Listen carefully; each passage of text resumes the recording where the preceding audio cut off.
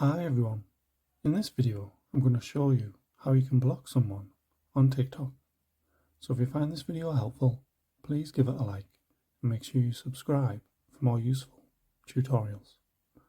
So all you need to do is open up TikTok, and there are a few ways in which you can do this. So obviously if you're on your For You page and you're scrolling through here and you want to block someone on here, just click on the name at the bottom.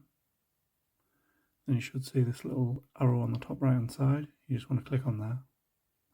You should see the option to block at the bottom. So you can click on that. And that'll give you the option to block that account. You can also go on the search option in the top right. And if there's a certain account that you want to look for, just click on there, put it in the search bar, and then select users on the top of the page.